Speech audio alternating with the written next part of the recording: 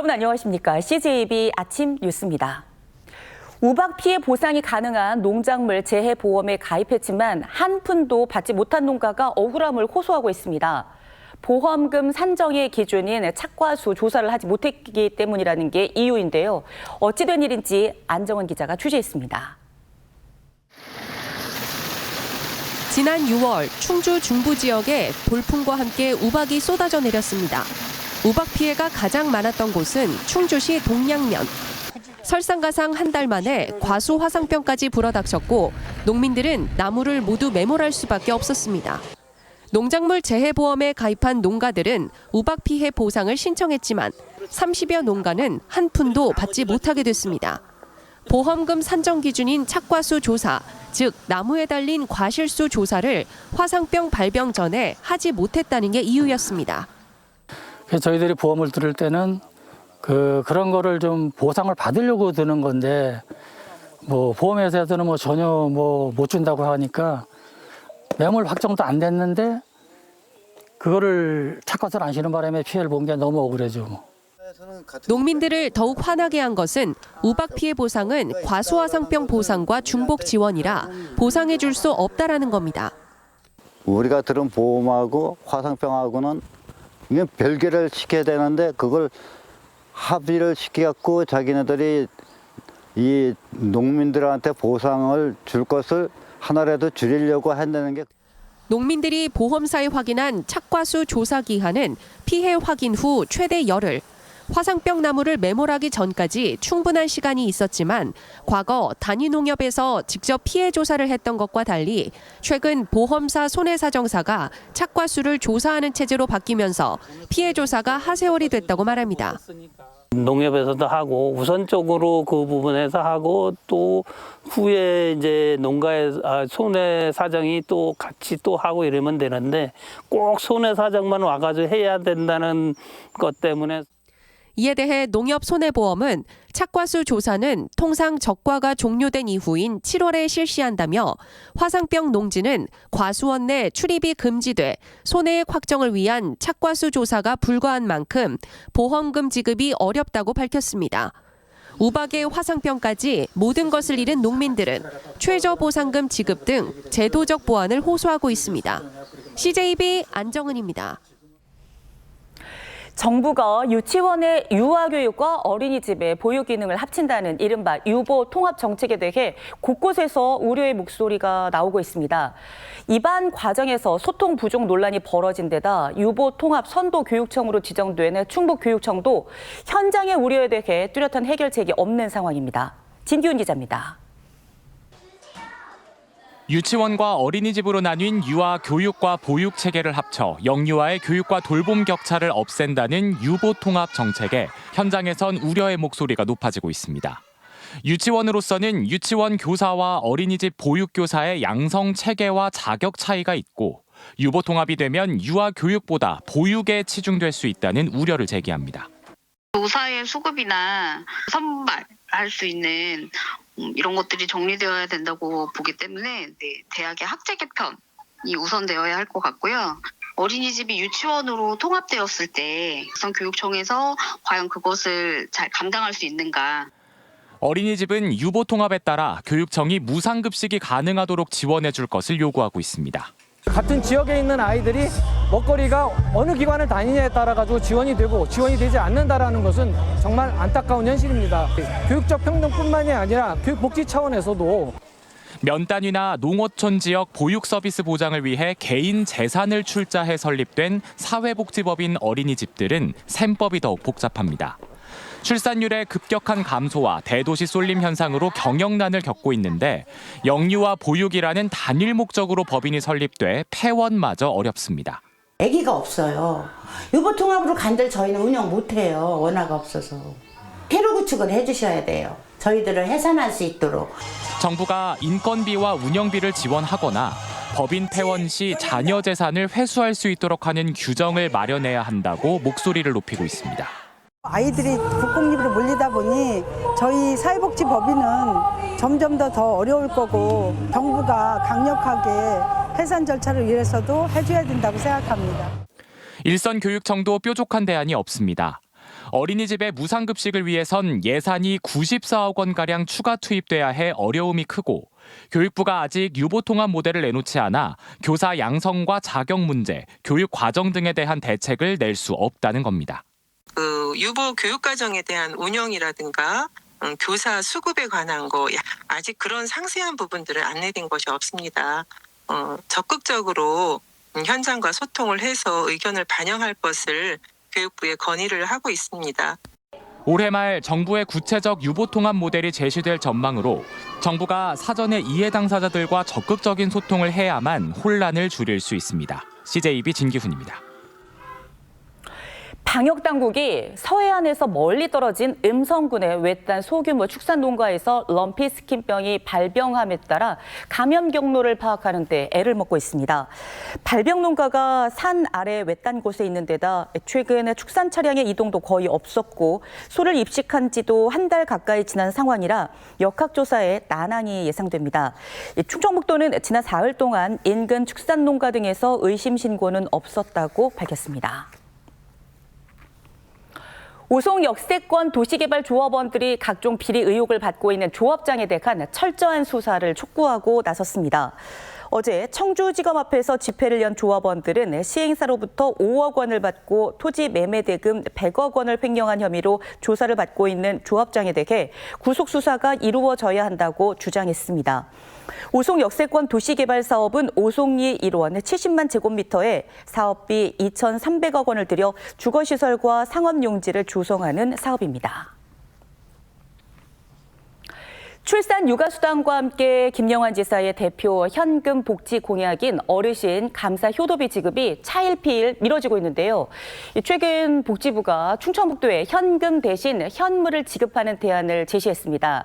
이 복지부의 공식 제안은 아니라는데 축소에 수정을 거듭하고 있습니다. 조용과 기자입니다. 지난주 복지부를 찾은 충청북도는 관계자로부터 이런 말을 들었습니다. 어르신 감사효도비 지급과 관련해 현금 대신 현물을 지급하는 건 어떻겠냐는 겁니다. 국무총리가 위원장으로 있는 사회보장위원회가 최근 보편적 현금성 복지는 줄이고 대신 서비스 복지를 강화하는 쪽으로 사회보장제도 사전협의회 기본 방향을 정한 게 영향을 미친 것으로 보입니다. 정부 정책 자체가 기조 자체가 그런 방향으로 지금 현금성 복지를 지향하는 방향으로 가고 있기 때문에 그런 면이 없지 않아 있는 것 같습니다. 김영환 지사가 공약한 어르신 감사 효도비는 수정에 수정을 거듭하고 있습니다. 김 지사는 당초 65세 이상에게 해마다 30만 원을 주기로 공약했지만 시군의 재정 부담과 복지부와의 협의 과정에서 80세 이상에게 30만 원을 한 차례 지급하는 선까지 축소됐습니다.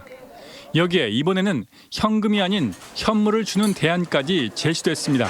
우리만 좀 협의될 사항은 아닌 것 같고 또 시군 의견도 한번 들어봐야 되고 또 과연 현물하고 현금하고 이제 주는 거를 비교했을 때 어떤 게 타당한지. 이번 제안은 복지부의 공식적인 입장은 아닙니다. 지난 6월 충청북도는 복지부의 요구에 따라 어르신 감사 효도비를 생애 한 차례 지급하는 보완서를 제출했지만 복지부는 넉 달이 넘도록 답을 주지 않고 있습니다. CJB 조용광입니다. 10월 청주 지역 장바구니 물가가 지난달보다 2.0% 오르며 지난해 같은 기간 대비 8.4% 상승했습니다. 한국여성소비자연합 청주 지부에 따르면 1년 전보다 과실료가 14.7%로 가장 많이 올랐고 양념류 14%, 채소류가 7.3%, 곡물류는 4.7%로 뒤를 잇는 등 유가를 제외하고 대부분의 먹거리가 상승세를 기록했습니다. 품목별로는 파가 49%로 상승폭이 가장 컸으며 등유가 25.7%로 가장 많이 하락한 것으로 조사됐습니다. 충북 지역 가계대출이 주택담보대출의 증가 등으로 인해 상승세를 기록하고 있습니다. 한국은행 충북본부에 따르면 충북 지역 가계대출은 지난 7월과 8월 각각 1,558억 원과 1,965억 원이 늘어 8월 말 기준 대출 잔액은 10조 9천억 원을 넘어섰습니다. 한편 새마을금고 등 비은행권의 예금은 고금리로 인해 지난 8월 말을 기준으로 상승세로 전환한 것으로 나타났습니다. 언덕에 자리 잡은 청주 시립미술관에 대한 관람의 편의성을 높이겠다는 등의 취지로 청주시가 에스컬레이터를 설치했습니다. 그런데요, 8달이 지나도록 운행을 하지 못하는 황당한 상황이 벌어졌습니다.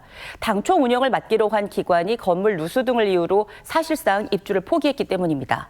김세희 기자가 취재했습니다. 청주시가 시립미술관에 대한 관람객 접근성을 높이기 위해 지난해 매입한 사직동의 한 건물입니다. 41억 원을 들여 리모델링 공사와 함께 시내버스 정류장부터 미술관까지 곧바로 이어지는 에스컬레이터를 설치했습니다.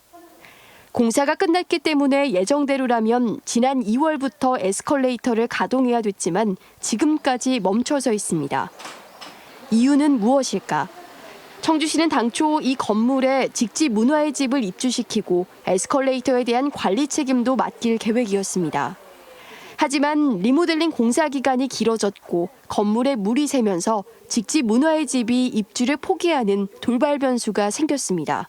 다수가 이용하는 시설인데 층고가 엄청 낮고 그리고 지하가 완전 방수가 되지 않으면 그 면적만큼 쓸 수가 없어서 이전의 다른 방향으로 에스컬레이터를 정상 가동하려면 현재로서는 청주시가 직접 건물을 활용하는 방법밖에 없습니다.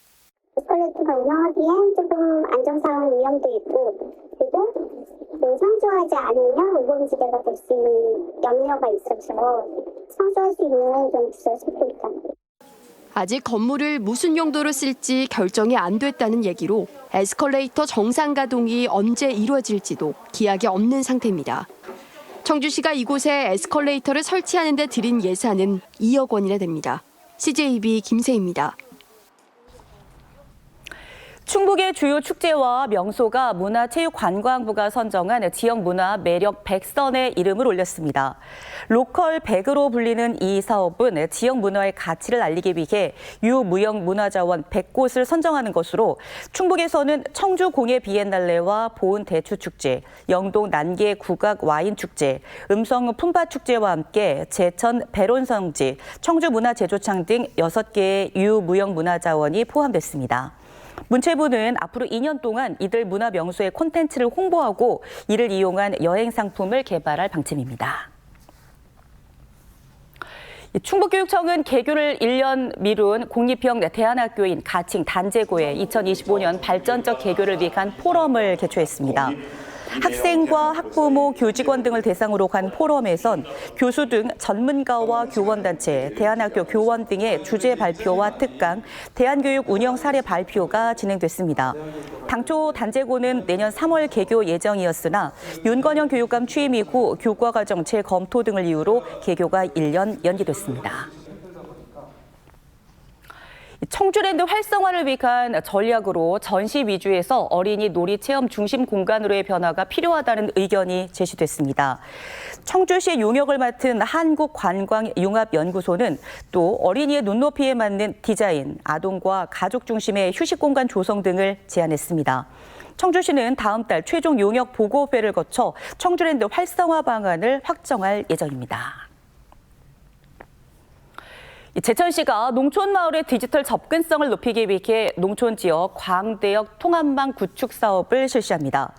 정부 뉴딜 사업의 일환으로 국비 지원을 받아 초고속 인터넷망을 구축하는 것으로 제천시는 올 하반기까지 본양읍, 명도리 등 5개 마을의 디지털 이용 환경을 개선할 계획입니다. 건국대 글로컬 캠퍼스와 충북인재평생교육진흥원은 세계적인 석학 샘 리처드 로리 멀비 교수를 초빙해 글로벌 평생교육 명사특강을 개최했습니다. 건국대 글로컬 캠퍼스에서 진행된 이번 특강은 다문화 시대 K컬처의 힘을 주제로 다문화 사회 속 우리 시대 문화에 대한 다각적인 통찰과 지혜를 공유했습니다. 샘 리처드와 그의 부인인 로리 멀비 교수는 펜실베니아대 교수이자 세계 공공외교센터 공동 설립자로 30여 년간 인종과 문화에 대한 연구를 진행해 왔습니다. 옛 대통령 별장인 청남대의 경호와 경비용으로 쓰이던 한평 남짓한 지하 벙커가 미술관으로 변신했습니다. 청남대 벙커 갤러리는 헬기장 4면과 양어장 옆 지하 벙커를 리모델링했으며 내부에는 커피와 에이드 등 무인 음료 판매기가 설치됐습니다. 청남대 관리사업소는 올해 안에 수영장과 오각정, 솔바람길에 위치한 3곳을 추가로 벙커 갤러리로 리모델링할 계획입니다. CJB 아침 뉴스를 마칩니다. 고맙습니다.